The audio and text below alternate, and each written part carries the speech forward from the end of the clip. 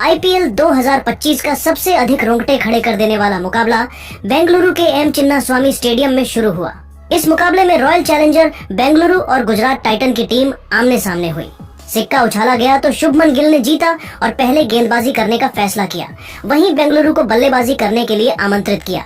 बेंगलुरु की तरफ से इस मुकाबले में परी की शुरुआत करने के लिए विराट कोहली के साथ फील्ड साल्ट की खतरनाक जोड़ी मैदान पर उतरी। वहीं गुजरात की तरफ से पहले ओवर लेकर आए मोहम्मद सिराज। इनका स्वागत विराट कोहली ने दूसरी ही गेंद पर खतरनाक चौका लगाकर किया और टीम का खाता खोला।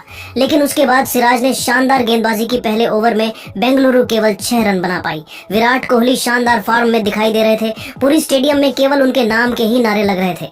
वहीं गुजरात की तरफ से दूसरा ओवर लेकर आए अरशद खान और आते ही उन्होंने विराट कोहली को पवेलियन का रास्ता दिखाकर अपनी टीम को पहली सफलता केवल 8 रनों के स्कोर पर दिला दी। विराट टीम के लिए 7 रन बनाकर पेवेलियन लौट गए। बेंगलुरु की टीम को पहला झटका बहुत जल्द लग गया, लेकिन साल्ट अभी भी मैदान पर टिके हुए थे। उनके साथ देने के लिए अब देवदत्त पॉडिकल आए और आते ही उन्होंने चौका लगाकर अपना खाता खोला और टीम के स्कोर को तेजी से आगे बढ़ाया। 2 ओवर में बेंगलुरु की टीम केवल 12 रन बना सकी। बेंगलुरु की तरफ से तीसरा ओवर लेकर आए मोहम्मद सिराज और आते ही सिराज ने ओवर की दूसरी गेंद पर देवदत्त पॉडिकल को क्लीन बोल्ड कर पवेलियन का रास्ता दिखा दिया और अपनी टीम को दूसरी सफलता केवल 13 रनों के स्कोर पर दिला दी। बेंगलुरु की टीम पूरी तरह से बैकफुट पर आ गई, लेकिन एक तरफ से साल्ट तो मैदान पर टिके हुए थे। अब उनके साथ देने के लिए खुद कप्तान रजत पाटीदार आ चुके थे। इन दोनों खिलाड़ियों के कंधों पर टीम की पूरी जिम्मेदारी आ चुकी थी। इन दोनों बल्लेबाजों ने मिलकर टीम के स्कोर को धीरे धीरे आगे बढ़ाया और 3 ओवर में 15 रनों तक पहुंचा दिया। चौथे ओवर में एक बार फिर विकेट की तलाश में गेंदबाजी करने आए अरशद खान, लेकिन इस बार उनका स्वागत रजत पाटीदार ने शानदार चौका लगाकर उनका स्वागत किया। उसके बाद 5वीं गेंद पर साल्ट ने भी चौका जड़कर टीम के स्कोर को आगे बढ़ाया और अपनी टीम को 4 ओवर में ही 27 रनों तक पहुंचा दिया। दोनों टीमों के बीच जबरदस्त मुकाबला देखने को मिल रहा था। अभी तक मैच बराबरी पर चल रहा था। भले ही गुजरात के हाथ में 2 विकेट आ चुके थे, लेकिन बेंगलुरु के बल्लेबाज भी टीम के लिए तेजी से रन बटोर रहे थे। विकेट की तलाश में 5वां ओवर लेकर आए एक बार फिर मोहम्मद सिराज। इस बार इनका स्वागत फील्ड साल्ट ने तीसरी गेंद पर आईपीएल का सबसे लंबा छक्का जड़कर किया, लेकिन इस छक्के का बदला भी मोहम्मद सिराज ने अलग अंदाज में लिया। अगली ही गेंद पर साल्ट को क्लीन बोल्ड कर उनके चारों खाने चित कर दिए और पवेलियन का रास्ता दिखा दिया। साल्ट अपनी टीम के लिए 14 रनों की पारी खेलकर पवेलियन लौट गए और रॉयल चैलेंजर बेंगलुरु को 35 रनों के स्कोर पर तीसरा बड़ा झटका लग गया। बेंगलुरु की टीम पूरी तरह से बिखरती हुई नजर आने लगी। मैच में गुजरात टाइटन धीरे धीरे अपनी पकड़ मजबूत कर चुकी थी। अब मैदान पर रजत पाटीदार का साथ देने के लिए आए लिविंगस्टन 5 ओवर में बेंगलुरु की टीम गुजरात के सामने केवल 35 रन बना सकी। पावर प्ले के अंतिम मोबाइल में गुजरात की तरफ से बॉलिंग स्पेल में बड़ा बदलाव देखने को मिला और इस बार गेंदबाजी करने आए प्रसिद्ध कृष्णा और बेहतरीन गेंदबाजी का नजारा दिखाए। पावर प्ले के अंतिम ओवर में प्रसिद्ध ने केवल 3 रन दिए। इस तरह से बेंगलुरु की टीम पावर प्ले के 6 ओवर में केवल 38 रन 3 विकेट पर बना सकी।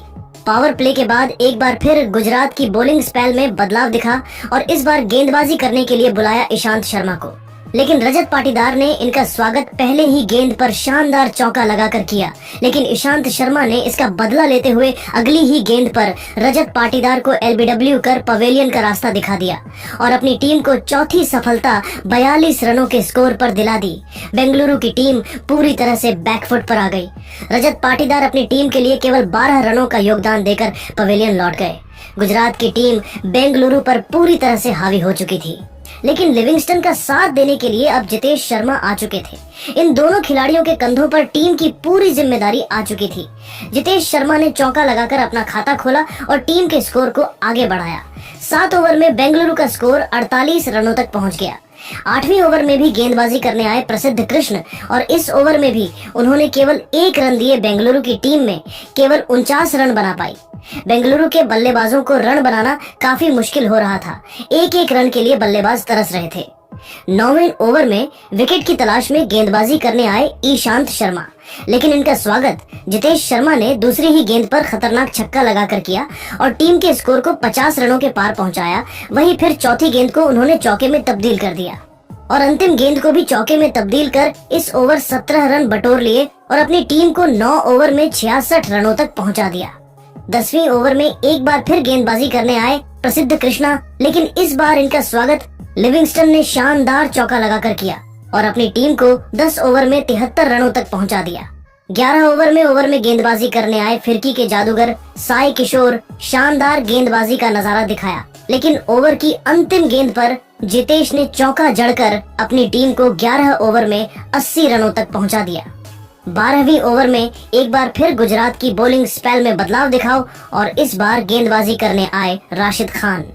अपनी फिरकी से बल्लेबाजों को परेशान कर रहे थे, लेकिन तभी ओवर की तीसरी गेंद पर लिविंगस्टन ने शानदार छक्का जड़कर टीम के स्कोर को तेजी से आगे बढ़ाया।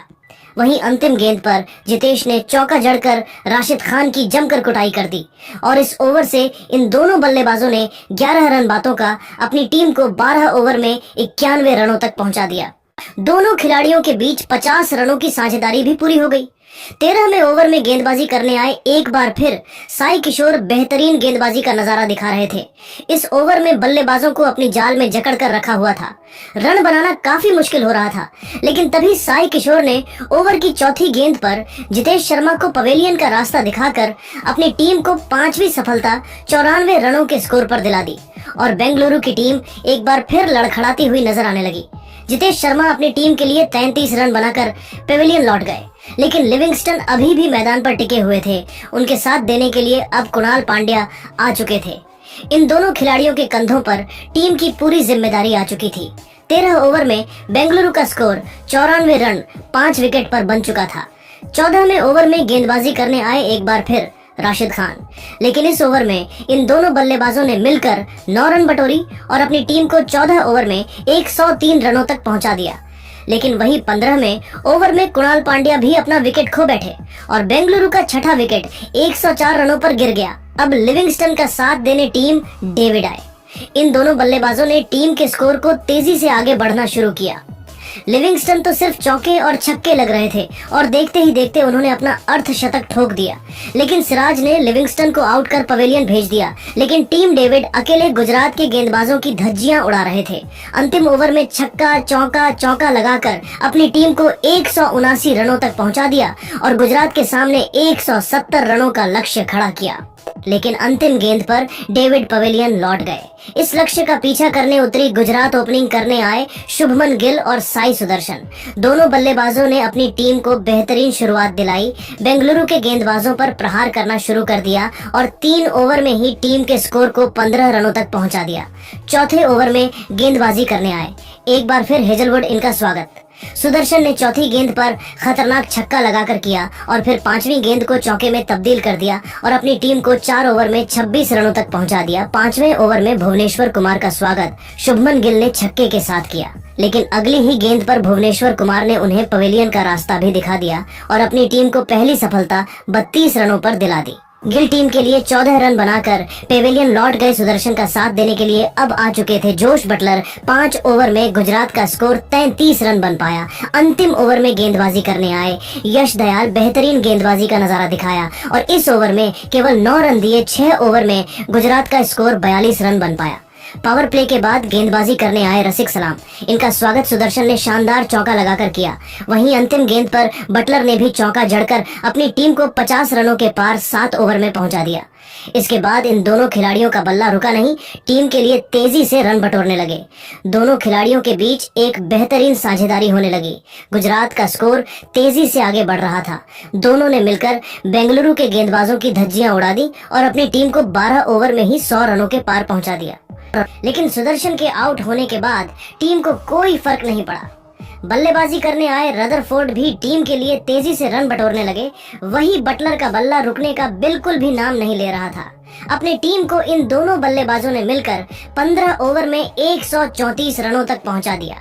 इसके बाद भी यह दोनों खिलाड़ी रुके नहीं। देखते ही देखते बटलर ने अपना अर्धशतक पूरा किया और टीम को जीत के बेहद करीब ला दिया। उसके बाद रदरफोर्ड ने भुवनेश्वर कुमार की जमकर कुटाई करके पूरे मैच को पलट दिया। तो वही 18वें ओवर में बटलर ने चौका लगाया, फिर एक छक्का ठोका।